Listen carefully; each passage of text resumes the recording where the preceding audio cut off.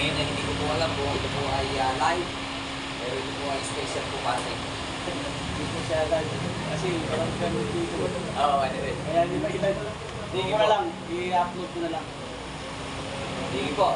Tayo po muna ay manalangin. Tumayo po tayo. Tayo po manalangin. Let's pray. Dakilang Diyos, mapagpalang Ama, pagtubayan niyo po kami sa aming pong pagbubulay ng inyong pong madalang salita para po sa aming Squad Weekly Interfaith Meeting. Salamat po Panginoon sapagkat ito po ay patuloy mong ginagamit ang inyong salita maging gabay po namin at patnubay para sa pang-araw-araw po namin pagdesisyon at maging sa araw-araw po namin trabaho. Pagtubayan niyo po kami. Bigyan po kami ng bukas na kaisipan at puso na handang tumanggap ng katotohanan at pagtutuwid sa aming pong pamumuhay at sa aming din pong pagbubuhay. Ito ang aming dalangin sa pangalan ni Jesus. Amen. Okay, tayo po ay magsuko. At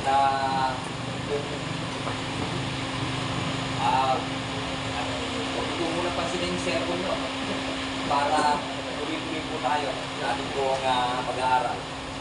Salita ng Panginoon. Okay. So, ang ating pong text ay matatagpuan po sa Aklat ng Genesis chapter 42 verse 21. At ganito po ang mababasa ay sinulat ko po dito sa aking cellphone dahil pinadadala po ito doon sa lahat ng sa suite. Pagkatapos, ang sabi nila sa isa't isa, nagbabayad na tayo ngayon sa ginawa natin sa ating kapatid na si Jose. Nakita natin ang paghihirap ng kanyang kalooban noon, ngunit hindi natin pinansin ang kanyang pagmamakaawa. Kaya tayo naman ngayon ang nasa kagipitan.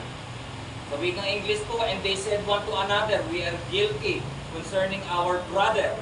We saw the anguish of his soul when he besought us, and we would not hear. Therefore, is this distress come to us? Ito po yung panahon na yung 12 anak ni Jacob nainggit dito po sa pangalawa sa bunso kay Jose. Na itong si Jose ay may ito nga po yung tinatawag nilang dreamer, mapanaginipin. Na isang araw na naginip si Jose na ang kanya daw pong mga tinaling inani ng trigo. Tinali niya, nakatali, iisa lang, nakatali, tapos yung mga inani ng kanyang mga kapatid na nakabigkis din, ay yumuyuko doon sa kanya bigkis na inani. Nung ikinuwento niya yun sa kanyang mga kapatid, nagalit yung mga kapatid. Tapos nung ikinuwento niya sa tatay niya na si Jacob, lalong nagalit si Jacob. Kasi ibig sabihin daw ng panaginip na yun, sabi nga ni Jacob, ano ba ibig sabihin niya, anak? Nayuyuko kami sa'yo?